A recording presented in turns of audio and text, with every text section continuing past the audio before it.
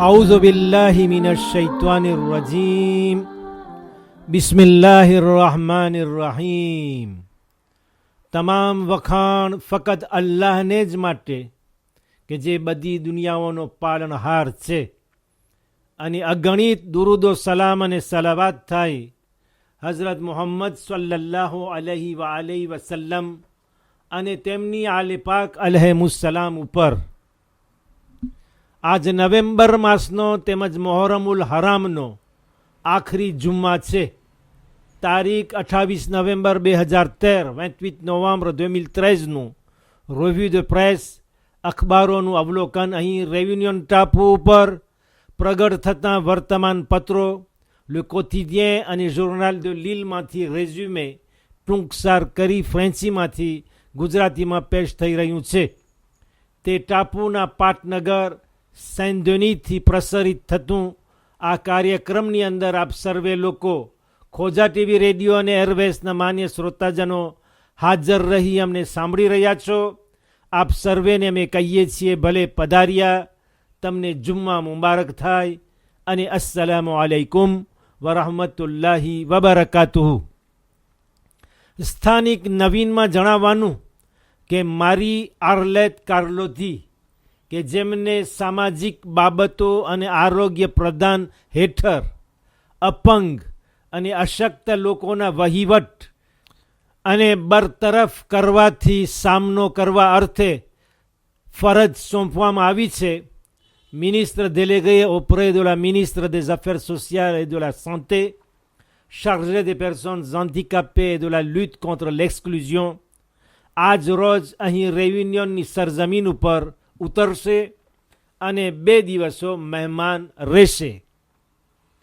માડાગાસ્કરના સમાચારમાં જાણવાનું કે 4, 11 અને 18 ડિસેમ્બરના 4, 11 et 18 décembre ત્યાં ખાતે ટીવી ઉપર 20 ડિસેમ્બરના જે રાજની ચૂંટણી કરવામાં આવશે, 20 ડિસેમ્બરના ઇલેક્શન પ્રેસિડેન્શિયલ, તેની ચૂંટણીમાં જે 2 ઉમેદવારો કાંદીદા હાજર રહેશે તેમના વચ્ચેની દેબા ચર્ચા પેશ થશે કે જે વિવિધ વિષયો ઉપર રહેશે.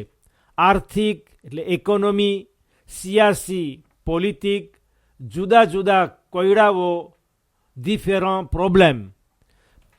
સ્થાનિક નવીનમાં બેરોજગારી સમાજના બારામાં જાણવાનું કે માર્ચ, જુન એ સપ્ટેમ્બર, માર્ચ, જૂન અને સપ્ટેમ્બર મહિનાના કાંટો થોડો ઉતર્યો હતો, પરંતુ ઓક્ટોબર માસમાં ફરી ચડી ગયો.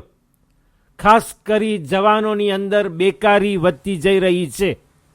25 થી 49 વર્ષની ઉંમરના 25 à 49 ની ઉંમરના લોકોમાં તે થોડી સુધરવામાં છે. આખા વર્ષનું ચિત્ર, એનો નકશો જોવામાં આવે તો કામ શોધનારાઓ demandeur d'emploiનો આંકડો આશરે 4,9%, એટલે લગભગ 5%ની આસપાસ અહીં રેયુનિયનમાં અને 6%, 6% ફ્રાન્સમાં વધી ગયો છે. આ સમાચાર આપણને આંતરરાષ્ટ્રીય નવીન તરફ લઈ જાય છે. બેરોજગાર માણસો કે જે કામ ધંધાની તલાશમાં છે તેની સંખ્યા ઓક્ટોબર માસમાં ઓછી થઈ છે. જો કે અત્યારે 3,270,000થી વધુ લોકો sans activité, એટલે 3,000,000થી 2,70,000, 3,270,000થી વધુ લોકો કામ ધંધા વિનાના બેકાર બેઠા છે. ફ્રાન્સના રાષ્ટ્રપતિ ફ્રાન્સવા હોલાન્દ પોતાની ખુશી જાહેર કરી છે કે બેકારી, બેરોજગારીની રેખા થોડી વિપરીત થઈ છે, થોડો વળાંક લીધો છે. l'inversion de la courbe du chômage est amorcée. નોકરી માટેનું યુદ્ધ જીતી શકાય છે. la bataille de l'emploi peut être gagnée.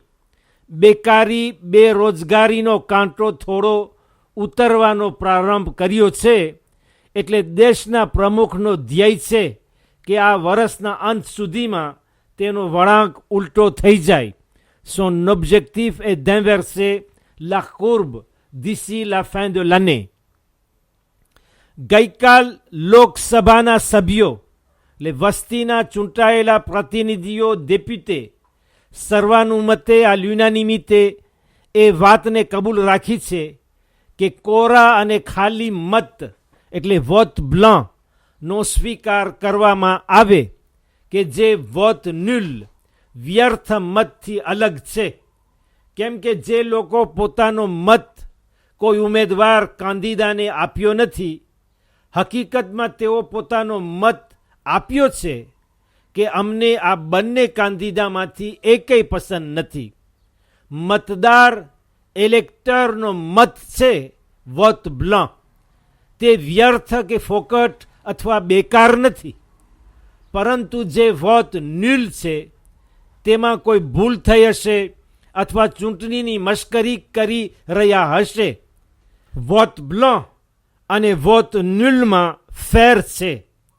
2012માં જ્યારે દેશના પ્રમુખની ચૂંટણી કરવામાં આવી, ઇલેક્શન પ્રેસિડેન્શિયલ, ત્યારે 2,150,000 એટલે 2,1.5 મતદાર ઇલેક્ટરનો 5,8% એટલે લગભગ આસપાસ 6%ની બાજુમાં તે ભાગ 5,8%નો ભાગ વોટ બ્લાં અથવા ન્યુલ આપ્યો હતો. હવેથી ગણતરીમાં વોટ બ્લાંને વોટ ન્યુલથી અલગ પાડવામાં આવશે એવું જણાય છે. ગઈકાલ ફ્રાન્સની પાર્લિયામાં જન્મગૃહ એટલે મેઝોન de naissance ઊભા કરવાની પરવાનગી આપી દીધી છે કે જ્યાં સ્ત્રીઓ પોતાનો બચ્ચાનો જન્મ આપી શકે છે હોસ્પિટલમાં દાખલ થયા વિના. તે મેઝોન de naissance અથવા જન્મગૃહો સુવાવડખાનાને અડીને જ રહેશે, યાને હોસ્પિટલની બાજુમાં જ. કદાચ પ્રસૂતિ વેળા તકલીફ ઉત્પન્ન થાય તો જલ્દીથી તે ઔરતોને હોસ્પિટલમાં ખસેડી શકાય. આ મેઝોન de naissance ની અંદર 1 થી 2 સુવાણી સાજફામ હાજર રહેશે. ત્યાં હંમેશા આવી પેટસર ગર્ભવતી સ્ત્રીઓ પોતાની હાલતની દેખરેખ ખાતર આવી શકશે. હોસ્પિટલમાં જવાની જરૂર રહેશે નહીં અને ત્યાં જ તેમની સુવાવડ કરવામાં આવશે.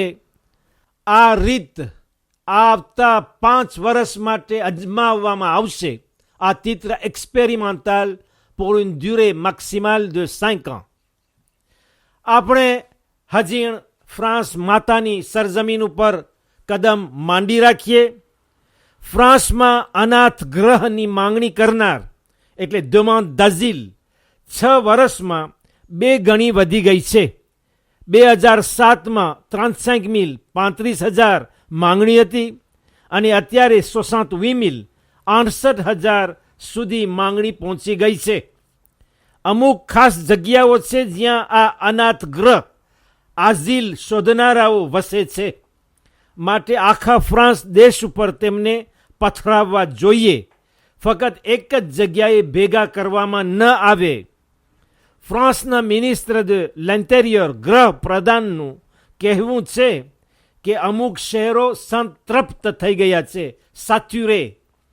અનાથ ગ્રહ આઝીલ બહુ જોર કરી રહ્યું છે, વધી રહ્યું છે, કેમ કે તેનો પરદેશીઓના વસાહતના હેતુઓ માટે ઉપયોગ થઈ રહ્યો છે. L'asile est en train d'exploser parce qu'il est utilisé à des fins d'immigration. હવે આપણે થાઈલેન્ડ તરફ જઈએ.